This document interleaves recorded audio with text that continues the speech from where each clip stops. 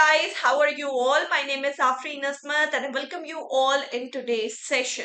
So this session is indeed very important for all of you guys. Why? Because in this session of PPP, I'm going to cover all modules, module A, B, C, D in this complete one video.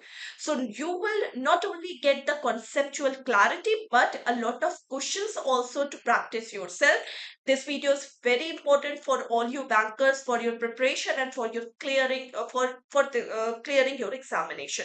Thank you so much, everyone. Just watch this video and enjoy. Thank you. We are going to discuss ethics, banking, business ethics, and banking, and integrated perspective. So this is the module unit name, right? It is PPB Module D. This is Unit 51. So let's start discussing this topic. First of all, if we talk about two different things, basic values and ethics. What is basic values and what is ethics? The difference between these two. When we are talking about the basic values are actually the core of being human. Means what is very long lasting. The values which are very stable, which are very long lasting, and which is very important to someone. That is known as the basic values. These are those qualities which are embodied by any action or conduct, right? So basic values is actually what is embedded in you, and that is for very long lasting. What is actually the core of human being, that is known as what? That is known as business values. If we talk about the ethics, so ethics are the set of principles and guidelines that is actually helping you to deal what is good and what is bad with the help of the moral duties. So there are moral duties, set of guidelines and procedures that are described, and ethics is actually giving you a dealing, right? That what is good, what is bad, what is moral duty, what is obligations, right? This is known as the ethics. Okay, now if we talk about the ethics, ethics are the discipline dealing what is good, what is bad, with all the moral duties and obligation. If we talk about the set of moral principle, a theory or system of moral values, this is what ethics is all about. Ethics, the principle of conduct governing an individual or a group. When we are talking about the set of moral issues or aspects such as righteous, this is known as ethics. So ethics is actually the moral standards, values which are acceptable in a society and that guides the human behavior. That is known as ethics. Now, it holds people from taking decisions that may be harmful to the others or the society. So, it holds the people from taking any type of decision which can be harmful or which may be harmful to the others or the society. Clear? When we are talking about the ethics and business values, business values is actually an informal term. There is nothing like business values. It actually explains the core principle and standard that guides the way in which the business is done. So the standards, or you can say the principle, which are actually guiding you what is good and how the business is done, then it is the business value. And when we are talking about the business ethics are the established principles that guide behavior in the world of business. So if you are an investor, if you are an employee, customer, interest group, legal system, community often determine whether the specific action is right or not, ethical or unethical, then it is what? It is the business ethics. So business values, it is an informal term and it explains the core principle or the standards that guide the way in which the business is done. Whereas if we talk about the business ethics, these are the established principles that guide the world of the business. There are investors, there are employees, there are customers, there are interest group, there are legal system, there are community key, which are actually guiding what is ethical or unethical in the business environment. That is the business ethics, right? Now, if we talk about the difference between business ethics and business values, so what is the difference between business ethics and values? First of all, ethics refers to the guideline for conduct or addressing the questions about morality. So, if there is a question about morality, so to conduct the question about morality, ethics is there. Values are actually the principle and ideas which help in making judgment of what is more important, right? These are the values. If we talk about the business ethics, moral principle system, it is induced thinking. Business ethics define what is morally correct or incorrect in a given situation. Whereas if we talk about business values, it actually what we want to do or achieve. Right? Last, if we talk about the indication, it indicate the magnitude of rightness and wrongness of one options. Whereas business values, it indicates the level of significance. Clear? Now, next, if we talk about the myth and reality, what are the different myths and what are the different realities in this ethics? First is the myth is saying that business ethics modifies people behavior. This is a myth. Business ethics doesn't modify the people behavior. It actually help you to manage values. It actually help you to resolve any type of conflicts, right? So if we are saying that business ethics, it actually helps you to modify your behavior, it is wrong. It is actually managing your values, and this help to resolve your conflict. That is known as the business ethics, right? If we talk about myth 2, people are inherently ethical. No, wrong. People are not inherently ethical. So it is a complex dilemma. It is a dilemma. You have to teach it by training and by proper policies that what is the ethics, right? So ethical people are inherently ethical. Wrong. No, they are not inherently ethical. These should be managed. These should be guided. These should be trained, right? If we talk about myth 3, denying business ethics in routine activity, it is saying that you can just deny the business activities in the routine activities. No, it is a myth. Reality is business ethics is actually a very important part to the daily operation. It is actually the integral part of the daily operation and decision making, right? Fourth, if we talk about business ethics, it is saying that business ethics is not noble, which is wrong. This view actually ignored the business ethic because business ethics helps to safeguard the interest of the stakeholder. So you could not say that business ethics is not novel. So there is some myths and there are some realities. Okay. If we talk about myth 5, it is saying that business ethics is like there is one good guy who is giving lecture of how what is good and what is bad to the bad guy. Right? What you have to do and what you have to not do. This is a myth.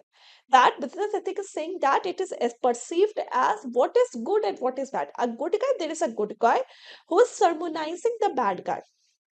That is the business ethic. It is wrong. Business ethic is actually a collective. Actual reality is it is a collective contribution. It actually helps. You have to take a lot of discussion on what is ethical and what is not ethical, right? If we talk about myth 6, ethics cannot be managed, it is completely wrong. Ethics can be managed directly or indirectly by training and teachers or teaching, right? If we talk about myth 7, business ethics are deemed to be a social responsibility. That is myth. We are going to discuss Unit 52, that is ethics at individual level. This is PPB Module D. So let's start discussing this chapter, okay? So ethics at individual level. What are the ethics at individual level? First of all, if we talk about the values, if we talk about norms, if we talk about beliefs and their roles, values are what? Values are the concepts of desirable behavior. Means these are what standards think that is expected from you. Concept of values is actually the desirable behavior, the one wanting from you. That is known as values. So values are called as what? Values are called as the concept of desirable behavior. These are actually internalized standard and principle which evaluate what is embraced by an individual. If we talk about the characteristic of value provide a standard of competence and morality. Values are not large in number. We have a few selective values, right? Values outdo specific object, situations, or person, and these are the measures evaluating application or applicable to each and every one. Okay. Then values are relatively perpetual, resilient to change. If we talk about the values, values are what? Values are relatively resilient, and these are what these changes can happen over a very long time. So these are actually very long lasting. So the changes are done, but this changes requires a very long period. If we talk about the values, values are at the core of the personality. Values are what? Values are at the core of personalities. Okay, they actually steers the decision. They are actually guiding your decision. Okay, and actions that direct the human behavior. So this is known as what? This is known as the values. Clear? Now, if we talk about the second thing, that is values classification. Values classification can be done in two parts. There can be a terminal value, there can be an instrumental value. Terminal value, it means the ultimate goal. Terminal value means the ultimate goal which we desire to achieve in the lifetime. See, some has the ultimate goal of actually achieving success in life. Some has the ultimate goal of making their family happy. Some has the ultimate goal of making himself or herself happy, right?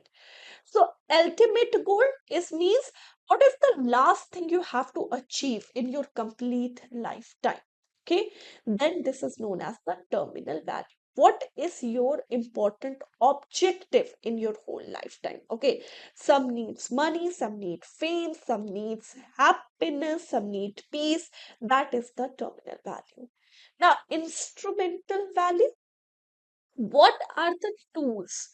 What are the measures you have actually adopted? What are the tools? What are the measures you have actually adopted for what? For achieving that value. That is known as the instrumental value.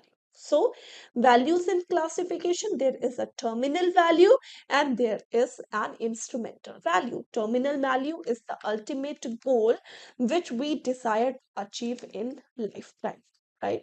Instrumental value, it is the tools or means that are acquiring a terminal value, means what way you have used to achieve that particular value. Okay, so that is the instrumental value.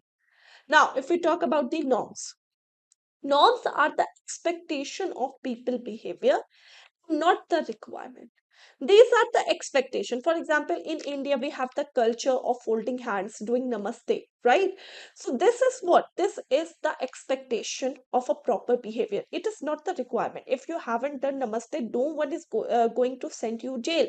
But it is the expectation. It is what it expected from you, right? That is known as what? That is known as norms. So norms are the expectation of proper behavior and not the requirement, right?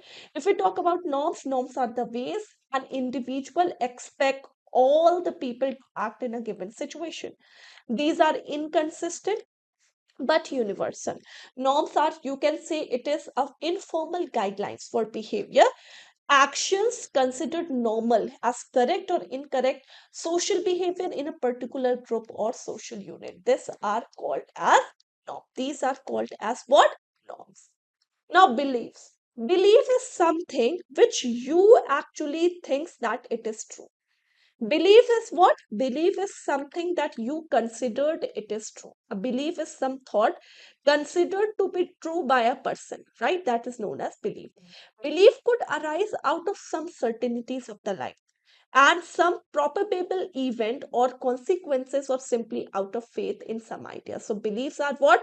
Beliefs are the ethical code of an organization which are standard for everyone. If we talk about belief, belief is what I am thinking that it is true. For example, every person has its own belief of religion. Okay, for example, I am wearing hijab, I am believing or I am practicing this religion, right? So I believe that this is true. So you are practicing something else, you believe that that is true. So belief is something that is considered to be true by a person. It is some thought that is considered to be true by a person, that is called as belief. Belief could arise out of some certainties of the life, some event or consequences, or simply out of faith in some idea. That is what that is called as the belief. That is called as what? That is called as clear. Done. Now, next thing. If we talk about the core values, the value of a value, core value, the value of a value, first of all, fundamental beliefs guiding individual or organizational behavior. So, there is a fundamental belief that guide individual or organizational behavior. There is a company which uses core value to assess alignment. Okay, management by values. So, you have to identify your core value. Then you should communicate your core value. Okay, first of all, you should be identifying your core values, then you should be communicating your core value, and then you are aligned values and practices that are the management by value. Fourth, few of the core values practiced by the company. So what are the core values that is practiced by a company? So if we talk about the core values that is practiced by a company, like integrity, honesty, employee centric, growth, customer care, social responsibility. So these are some of the core values that is what that is practiced by a company. Clear? Now, if we talk about personal ethics and business ethics, personal ethic is actually guiding individuals' belief.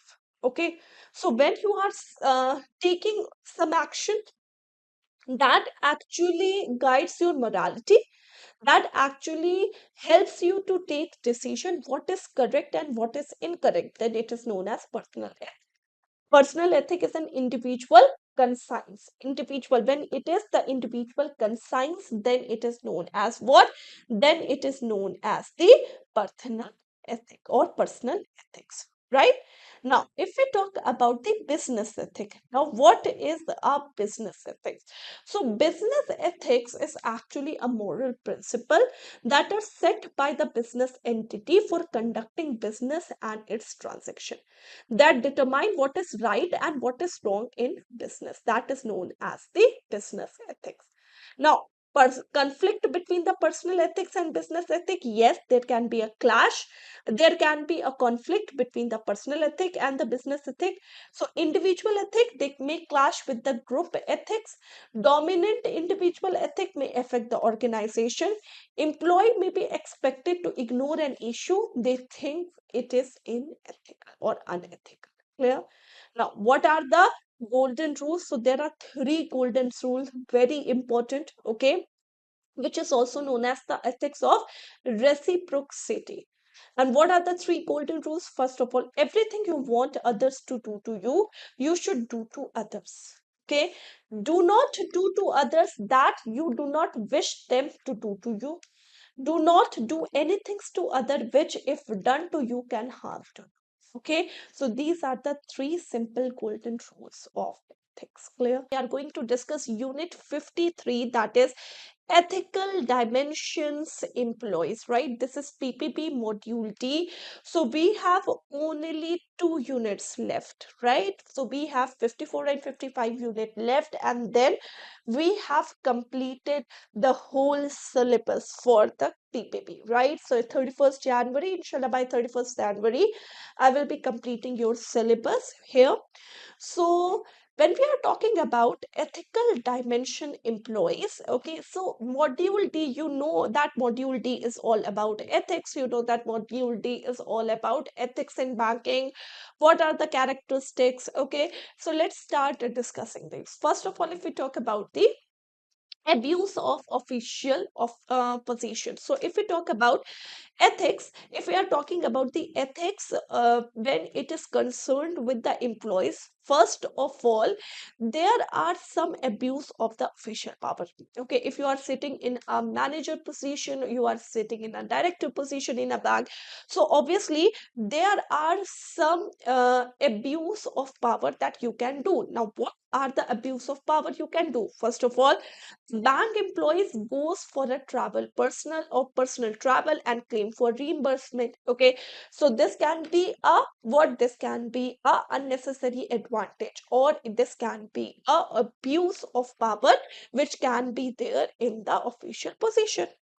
Second, you can show the preference to what you to show the preference to the customer according or based on proximity to the employee. Okay, if that customer is your friend or if that customer is your relative, you show preference to that customer, which is again the abuse of official power.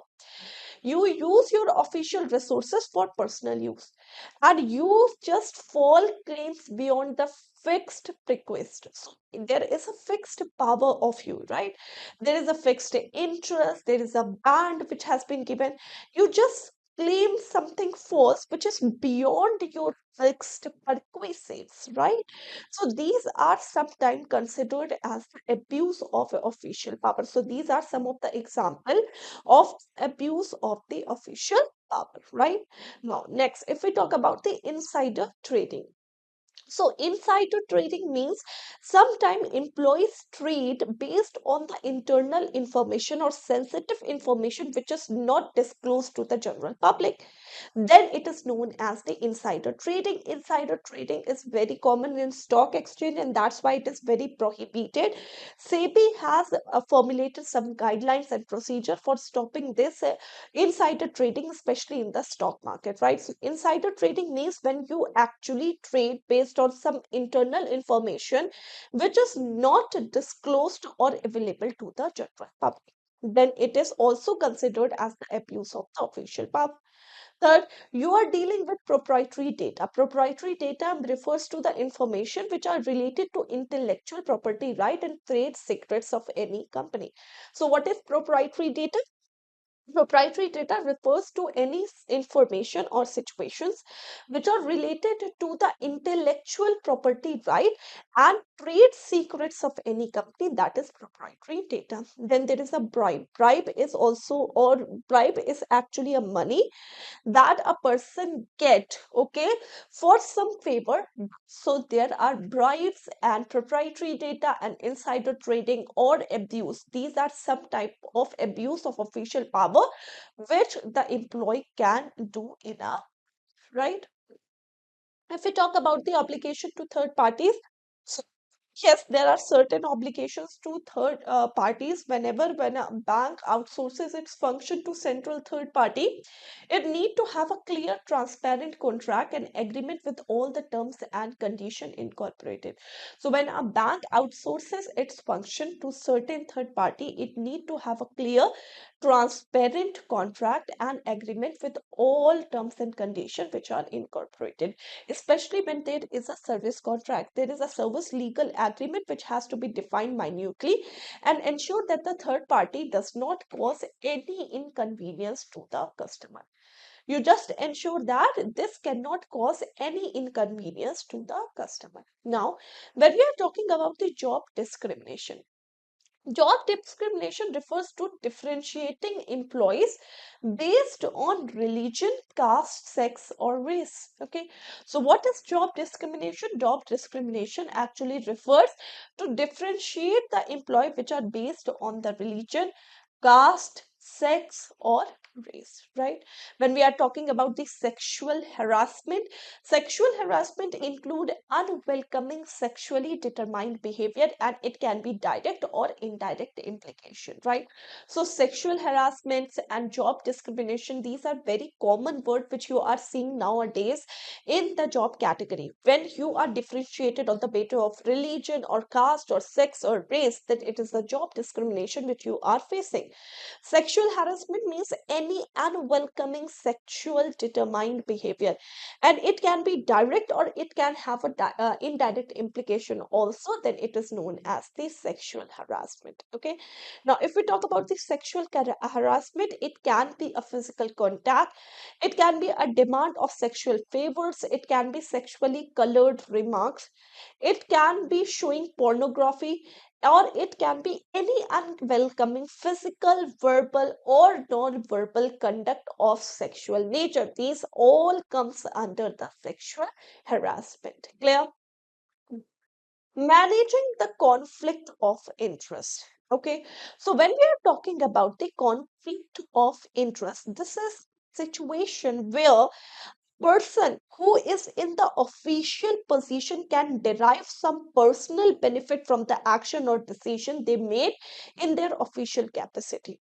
So, when we are talking about the conflict of interest is actually a situation in which person in the official position in its official position can derive some personal benefit from the action or decision made in her official capacity, that is known as conflict of interest. Now, conflict of interest can occur between a bank or a client, can be occur between employees of a bank, employee of a bank, or a client given a bank or not more its client, right? So these are the conflict of interest that can be arised. Okay. Now, there are obviously some options that are there to deal with these conflict of interest. Like, first of all, you have to identify and prevent such conflict. Okay. First, you just need to identify and then you need to prevent such conflict. Then you have to set up your institutional control and mechanism for handling these as per the degree of potential risk. Then you have to full disclosure, then you have a full disclosure to the affected parties so that they are aware of the potential impact. So these are the conflict of interest. Okay, so conflict of interest is actually a situation where a person in its official category or in its official position derives some personal benefit from the action or decision they make in their official capacity. When we are talking about the conflict of interest, it may arise between a bank or a client. It may arise between an employee of a bank or a client. It may be between a given bank or one or more than one clients, right? So these are all considered as conflict of interest, right? Now, fair accounting practices related party transaction. When we are talking about the fair disclosures or notes to account, first of all, as at a minimum, the items which are listed as per the RBI guideline should be disclosed in the notes of account. So there are certain items which has been listed by Reserve Bank of India. It is listed as per the guidelines of Reserve Bank of India. That should be disclosed in the notes to account. Bank may make more comprehensive disclosure than the minimum required. So if you are asked that you have to disclose this and this and this, you should have a very comprehensive and detailed disclosure of that particular points than the bare minimum, right? So minimum disclosure means this you have to disclose in the notes of account as per Reserve Bank of India guidelines, right? Now, summary of significant accounting policies. When we are talking about the summary of significant accounting policy, banks should disclose various accounting policies regarding key areas of operation at one place along with the notes to account in their official statement. Then there are disclosure requirements in order to encourage market discipline. RBI has developed a set of disclosure requirements which allow the market participant to assess key pieces of information on capital advocacy, right? Last, there is a accounting standard 18 related party disclosure, which applies to reporting relationship and transaction. And there is the Institute of Chartered Accountancy of India, which has recommended the format adjusted for the bank, with Reserve Bank of India proposing an illustrative disclosure format. So these are the fair accounting practices as a banker you need to take. You should have to have a minimum disclosure to the note of to account. The summary of the significant accounting policies, there should be disclosure requirement and the accounting standard 18 related party disclosure. So these are all the fair accounting practices. Clear? We are going to discuss Unit 54 of PPB Module D, that is work ethics and the workplace, right? So what are the different type of work ethics we need to follow, and plus what are the importance of ethics in the workplace and what type of ethics is expected in the workplace? This is the topic and this we are going to discuss in today's session, right? So let's start discussing this topic. The very first thing is, what is work ethics? If we talk about what is work ethics are the values and the principles Ethics are the values and principle that guides behavior and help in a decision making in a professional environment. So when there is anything which is helping you in a decision making in a professional environment, then it is known as what? Then it is known as work ethics. Now, what are the indicator of work ethics?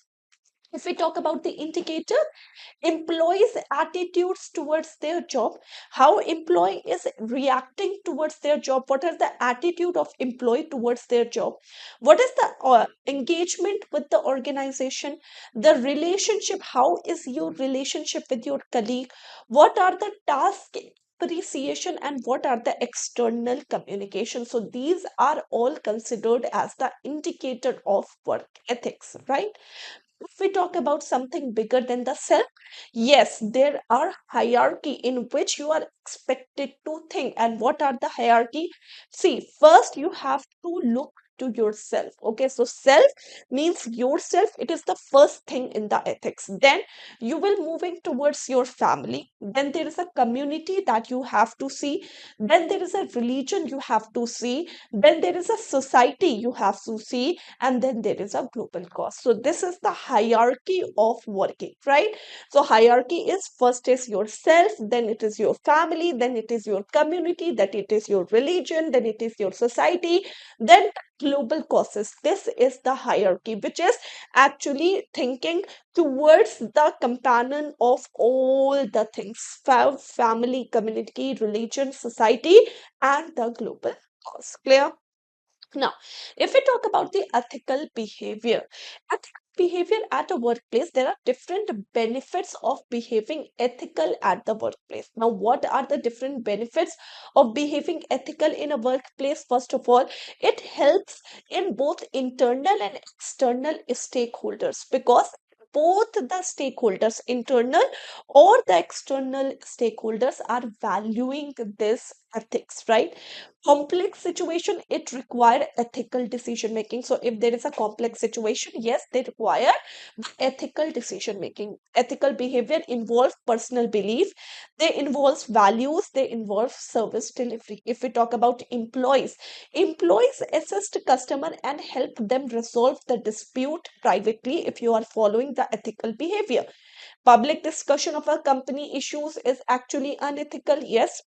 If your company is going through some issues, the public discussion of that issues is actually unethical. Then following a lawful superior is ethical, harmful orders are not. When we are talking about the routine transaction does not require extensive reflection, as it has to follow the established ethical guidelines, right? So these are the ethical behavior at the workplace. When we are talking about how you recognize that your workplace is ethical or not, first of all, see your employee that is respectful toward the customer. If they are respectfully treating the customer, yes, then the ethics are followed in that workplace. So employee possess clear knowledge of business processes and provide accurate answer. Positive customer service commitment, work focused discussion, professional boundaries, no expectations or acceptance of gifts or favor, fair treatment of co-employees, and support for the employer policies. So these are the ways in which you are recognizing the ethical workplace, right? So there are some points which are related to the ethical behavior at a workplace and how can you recognize ethical, right? Now, when we are talking about the causes of unethical behavior, yes, there are some causes of the unethical behavior also, like when you have no complete ethical manual. Okay, if you don't have a complete ethical manual, then how you are behaving ethical? So there is no time when you are behaving ethical, right? Unrealistic targets, okay, when there are unrealistic targets that has been given to you, and then these are the actually the unethical behavior, right? Okay. Then the next thing is no fear of action. Okay, when employee has no fear of action, when there is an influence of co-employees, when there is unprincipled relationship, and when the means are not appreciated. So these are the causes of the unethical behavior. When we are talking about the remedies, how should we resolve this unethical behavior? Yes, so there are obviously different remedies for solving this unethical behavior also, like you have to develop a comprehensive ethics manual. So if you have not a complete code of ethics manual, then obviously you will behave unethical, because there is no one who is guiding you for behaving properly in the workplace, right? So you should develop first of all a comprehensive ethic manual. Then you initiate the conversation about ethics, how ethic is important to you. Then address the unethical behavior. Then regularly refer to the ethics manual. Set the ethical example through top management. Then reward and appreciate ethical conduct. Then encourage open discussions and counter viewpoints, and prioritize reputation alongside results. So these are some of the remedies that are actually important for the unethical behavior. Right now, some of the most common unethical practices that we found in the workplace. Yes, there are some of the very common unethical practices that are found in the workplace, like the abuse of official email. So you are using your official email for managing your private works, right? So this is actually the abuse or the type of unethical practices that is followed at a workplace. If there is any pre-employment test, again, this pre-employment test is also a common unethical practice that is found in the workplace. Personal habits. Yes, there are personal habits which are actually found unethical. For example, you are doing the homework of your children at the office hours. This is the personal thing which you are doing. So this is unethical thing. Data leakage. Yes, the data leakage is again a common type of unethical practices that are found in the workplace. Usually, see, for the convenience of the guest, the hotels, restaurant use the travel desk services. Okay, the information is then analyzed by hotel to retain their esteemed client and by giving the service according to their preference. But sometimes they do what? They just leak the information of the guest, which is actually what? Unethical practice, right? Helping the friends in social decisions. So these are some of the unethical practices that we found in the workplace. Clear? Mm. Ethics of a banker. Now, what are the type of ethics that are expected from a banker, right? So in the stage of the career, if we talk about the career stage of the banker, in career stage of the bank, the initial stage, this is divided actually into three stage: initial stage, middle management stage, and senior management level. Initial, middle management, and senior management level, right? So when we are talking about the banker at initial stage, means 5 to 7 years of entry in the banking, you are expected to focus on ethical grooming. As a banker in the initial 5 to 7 years, you are just expected that you have to focus on the ethical grooming. Then there is a middle management which focus on the guidance. Then there is a senior management responsibilities which are actually there for interpersonal issues and preserving the bank reputations. Then there are major ethical qualities that is expected from a banker throughout the career, means at the initial stage also, at the middle management stage also, and at the senior management level also.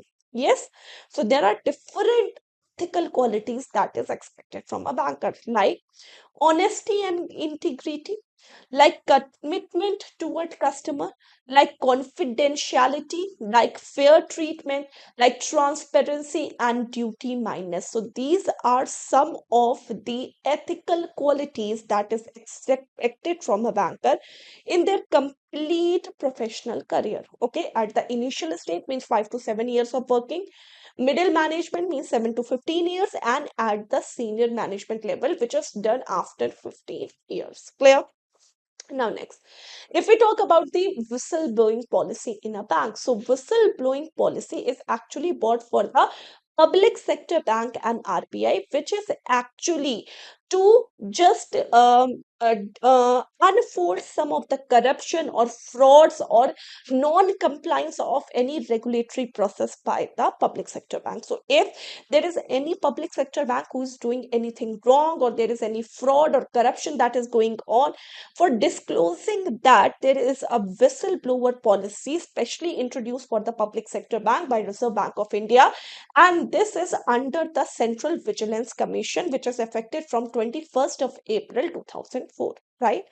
Now, what are the areas which are covered under this? What under this whistleblowing policies? Okay, so covered areas are, first of all, corruption, second, fraud, third, regulatory non-compliance. Right now, the complaint is sealed envelope, which is complaint under protected disclosure scheme for bank.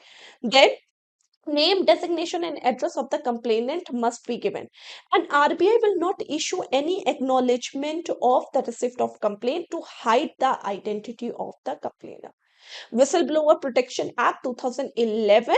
This actually helps to investigate in alleged corruption and misuse of power by the public servants, and also reward the complainants. Okay, and the protection of the genuine complaint is always the responsibility of Central Vigilance Commission. Clear? So this is the whistleblower policy. Just a second. We are going to discuss this topic, that is banking ethics and changing dynamics. This is PPB Module D, Unit 55. This is the last unit of this complete syllabus. Okay, so let's start discussing what are the banking ethics and what are the changing dynamics in the banking ethics. When we are talking about ethics and technology, right? So banking and financial services sector has been witnessing different changes and improvement in information technology, as you all know. So there are a lot of information and new technologies that has been introduced in banking and financial services, and you have seen a lot of improvements here. Okay, banking and financial services are very much improved because of this increasing technologies, right? Now, if we talk about the IT has two aspects. Two aspects are communication and connectivity and business process re-engineering. Here, if we talk about the IT actually enables sophisticated product development. They actually help in the sophisticated product development. They actually helps in the better market infrastructure. They helps in the reliable techniques for risk control. They helps the financial intermediaries to reach geographical distance and diverse market, right?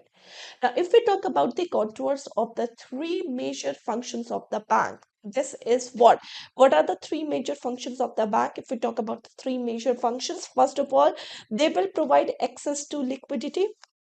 The first major function is access to liquidity. Second, transformation of assets is important, and third, the monitoring of risk. If we talk about the information technology, this has changed significantly the way organization communicate. This actually changed what? Significantly the way organization communicate and maintain a relationship with the internal as well as the external customer. When we are talking about the several IT based tools and applications, so several IT based tools and applications like internet, email, mobile banking, digital channels, these offer excellent opportunity, and that too on a cost effective and personalized and interactive communication between a bank and the customers, right?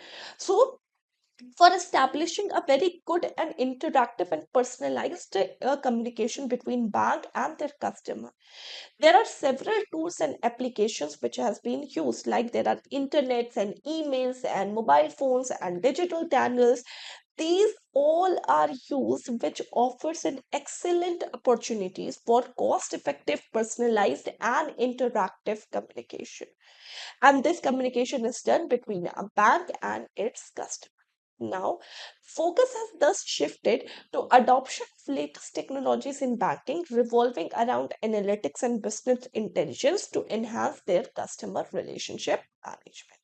When we are talking about role of ethics in technology as a bank, because see, as a bank you are responsible for collecting, storing and assessing the customer data information on a continuous basis. They have a primary moral obligation to prevent data leaks and data misuse, right? So this is the primary role of ethics. First of all, because as a bank, your whole thing revolves around the data. You have to store, collect, and access the customer data and the information on a continuous basis. So you know that what is the primary obligation of you? Primary obligation, because you have a lot of data of the customer, the primary obligation is to prevent any data leak and data misuse, right? When we are talking about the customer must be assured that their informations and data are handled in a secured and confidential manner, and thus you can trust and have a faith in a banking system.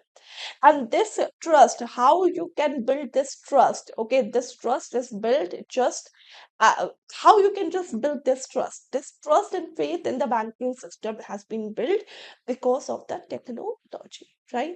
So customer must be assured that their data and information are handled in a secured and confidential manner for their trust and faith in the banking system. When we are talking about bank customers receive unsolicited market phone calls from various business enterprises like resort operation clubhouses. The IT department personnel shall be monitored to ensure that they do not leak any customer's data to outsiders, right? Periodical training should be held to impress that data leak is unethical. So regular training sessions should be there. Okay, that actually stress on the thing that the data leakage is unethical. You shouldn't be having the data leakage, and guilty employees should be severely dealt with, right? The two terms, financial technology and the regulatory technology, these has been coined. You know that financial technology is actually the delivering of the financial services through technology, whereas a regulatory technology is actually the technology using the software like RegTech. It actually helps to automate the regulatory compliance you have in the business environment, right? So when we are talking about the rules of ethics in technology, the primary objective is to prevent all type of data leakage and information from the bank side, and this is the primary obligation. So customers should have the assurance that their information is dealt in a very good manner, in a very confidential and secured manner for their trust and faith in the banking system, right? The IT department should be monitored to ensure that they do not leak bank customer data to the outsider. Periodical training should be there that data leakage is unethical. And two terms like fintech and regtech, financial technology and regulatory technology, has been coined. Fintech is actually the delivery and facilitation of the financial services, whereas regtech is actually the technology facilitating regulatory compliance. Clear? Now, next, if we talk about the data securities. Data security is to define and implement procedures to ensure integrity and consistency of all the data electronic form, database, warehouse, and archive.